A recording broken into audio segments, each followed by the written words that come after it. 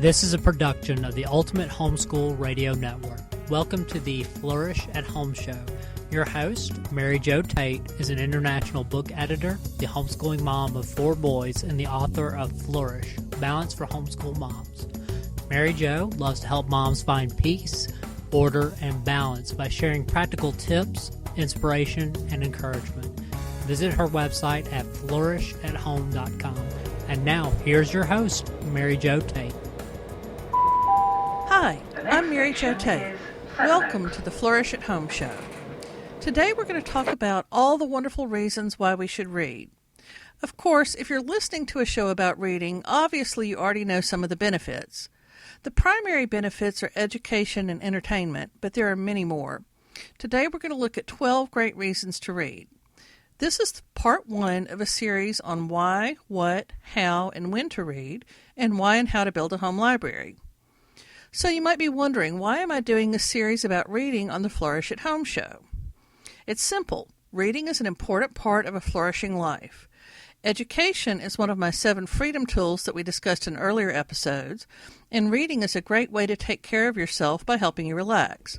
So let's dive into 12 of the most important benefits of reading. First, reading changes your life. It helps build wisdom and helps grow your character. Christopher Morley, an American novelist and journalist, said, "When you give someone a book, you don't just give him paper, ink, and glue. You give him the possibility of a whole new life." And many lives have been changed by reading just a single book. Of course, the greatest example of a life-changing book is the Bible. But many other books reflect scriptural values as well.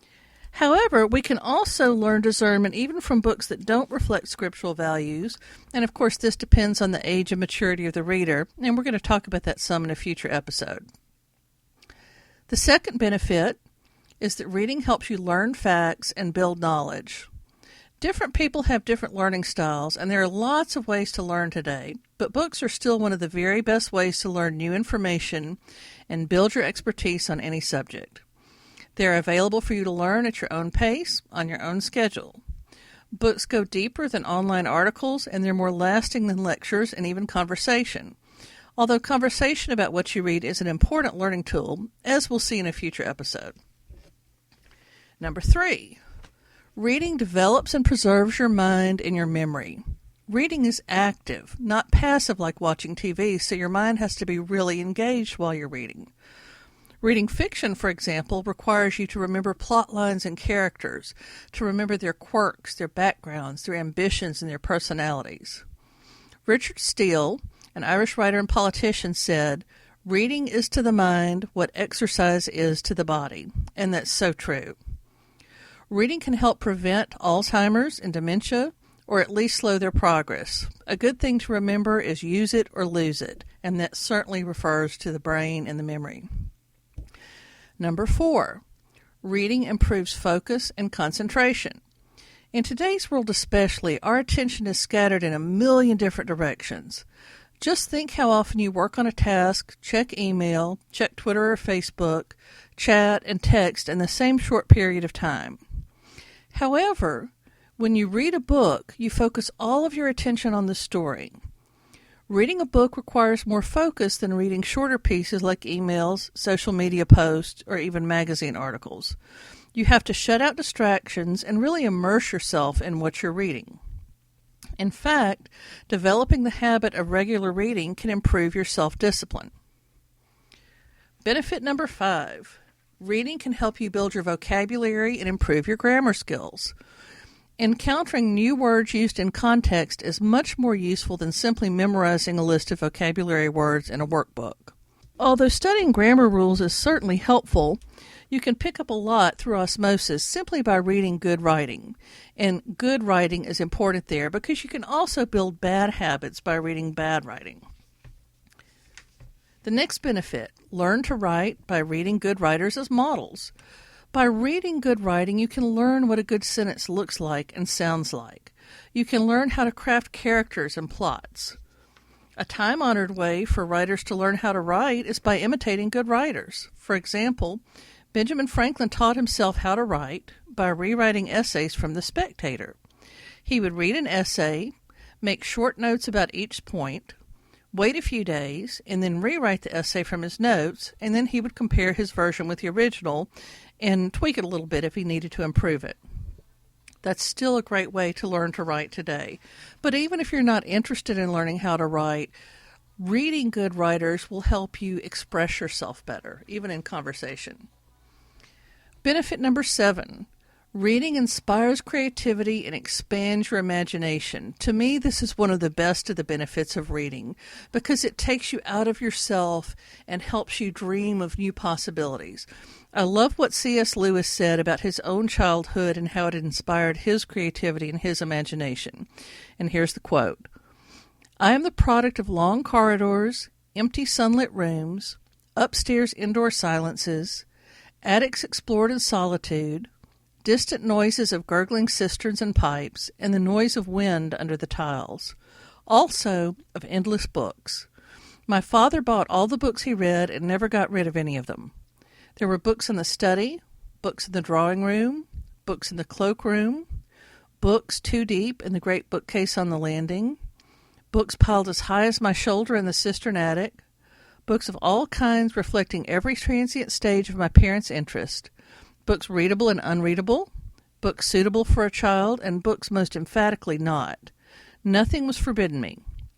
In the seemingly endless rainy afternoons, I took volume after volume from the shelves.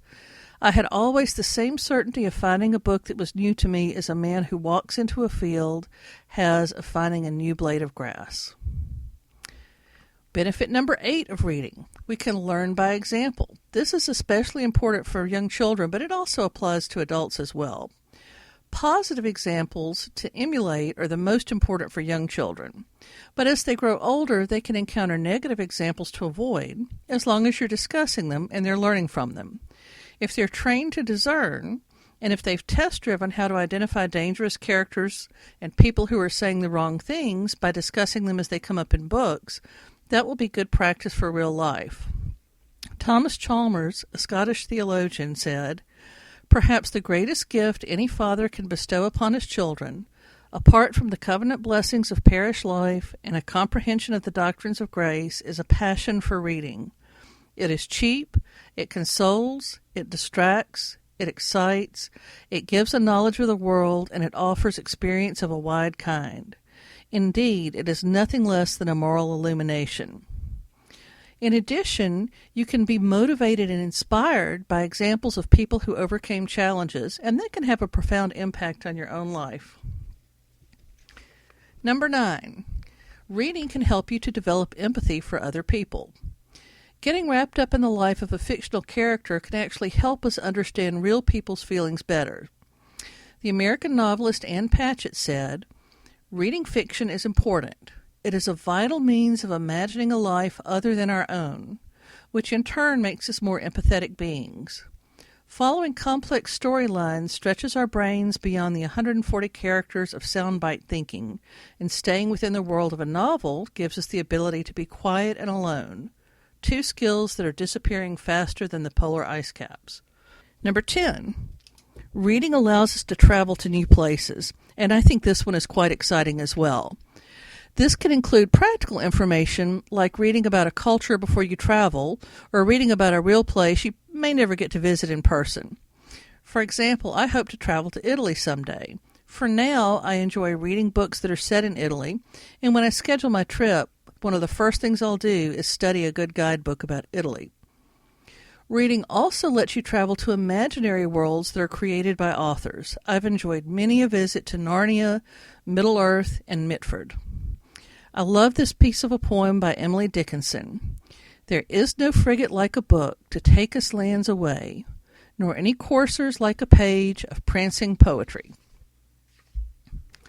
The 11th benefit of reading is that it can help reduce stress and help you relax. Lose yourself in a great story.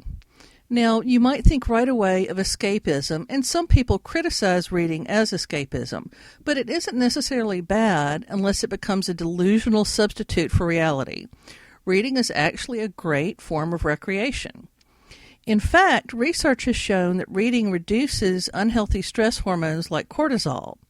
And in a British study, people did an activity that provoked anxiety, and then they either read, listened to music, or played video games.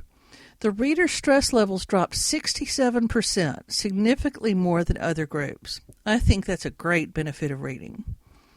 And the 12th benefit is that reading provides entertainment or just simply pleasure. Reading is a relatively inexpensive form of entertainment. Using a library actually makes it free. If you'd rather buy your books, we'll look at some great ways to build your home library in future episodes of this show. My mentor in literature and scholarship, Matthew Brookley, who was a professor at the University of South Carolina, said this about the benefits of reading. The reward of reading and studying literature is pleasure.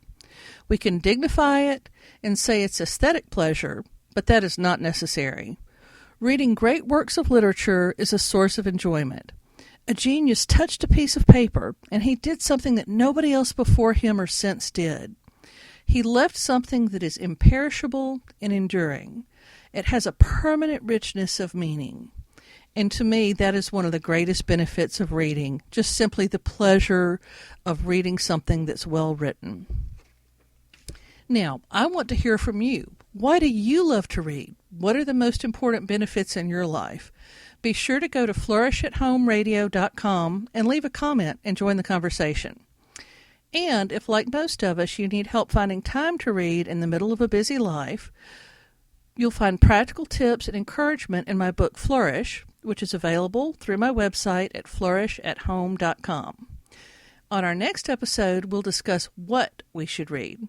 I'll see you next time on the Flourish at Home Show. Thanks for tuning into the Flourish at Home Show. For more encouragement, visit Mary Jo at flourishathome.com. The Flourish at Home Show is a production of the Ultimate Homeschool Radio Network.